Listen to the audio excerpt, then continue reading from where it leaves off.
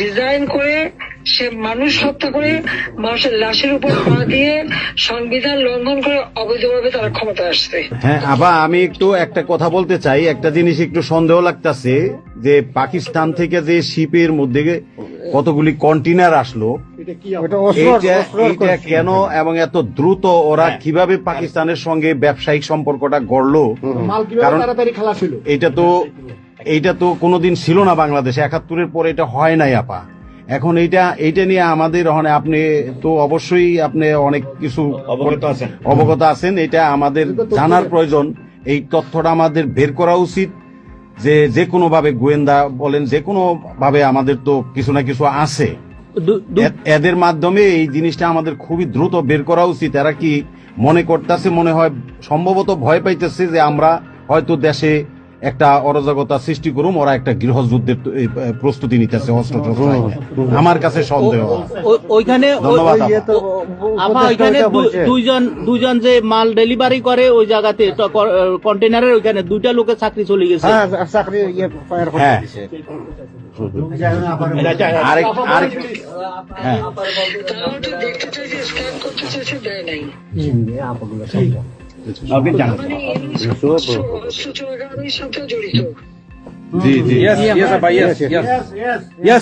আপা এই দেশটাকে তো ওরা আবার সেই পাকিস্তানের পর্যায়ে নিয়ে গেছে, আমাদের এই দেশটাকে আবার উদ্ধার করতে হবে ইনশাল্লাহ। এজন্য আমাদের যা করতে হবে প্রবাসী এবং দেশে, আপা আমরা যারা বাহিরে আছি আপা, আমরা প্রয়োজনে দেশে গিয়ে আবার ওই মুক্তিযুদ্ধ আমরা দেখি নাই ৭১-এ, আমরা নতুন মুক্তিযুদ্ধে আমরা অংশ নিব আপা ইনশাআল্লাহ।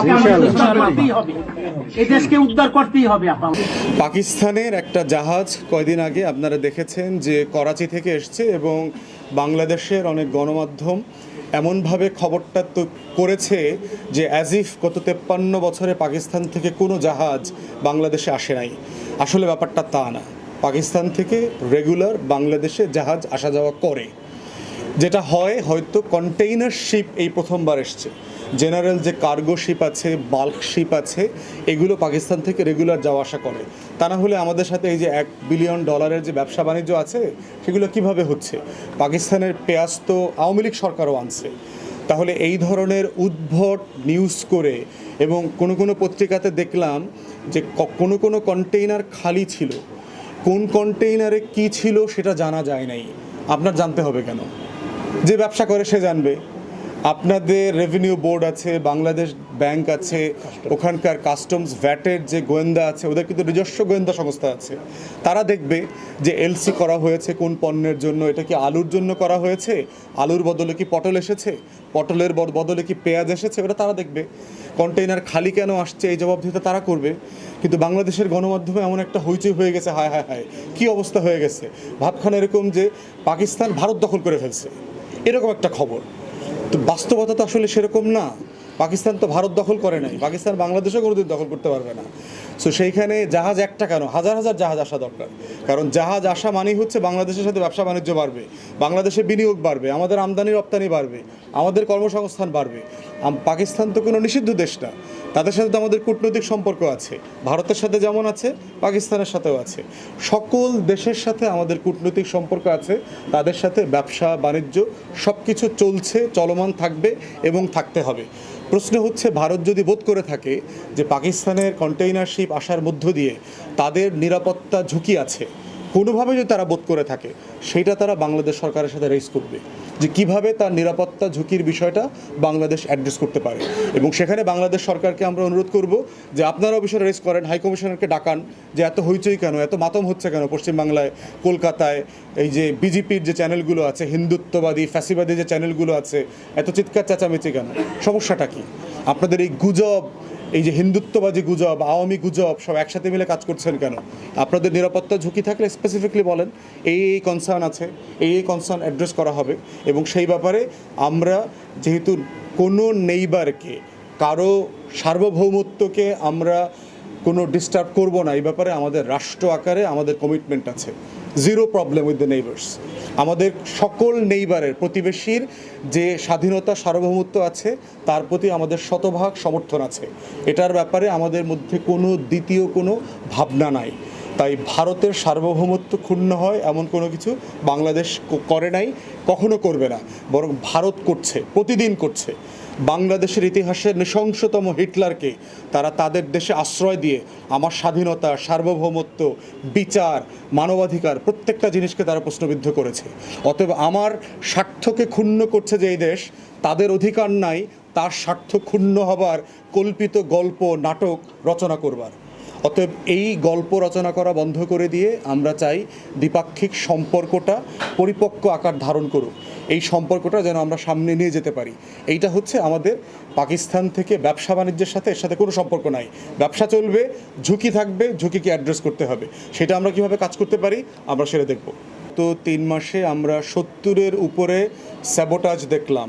আওয়ামী আনসার লীগ, আওয়ামী প্রতিবন্ধী লীগ, আওয়ামী শ্রমিক লীগ, এই রকম প্রচুর স্যাবোটাজের ঘটনা আমরা দেখেছি। এবং গত সপ্তাহে দেখেছেন যে আপনার ছাত্রলীগের গুন্ডাপান্ডা যারা সন্ত্রাসী কর্মকাণ্ডে ছিল, তারা যারা আহত হয়েছে, তারা যারা গুলিবিদ্ধ হয়েছে, তারা প্রতিবন্ধী লীগের ব্যানারে আপনার স্বাস্থ্য উপদেষ্টার গাড়ি আটকে দিয়েছে পঙ্গু হাসপাতালে, যেই সময় তিনি ওখানকার অসুস্থ ছাত্রদেরকে দেখতে গেছিলেন।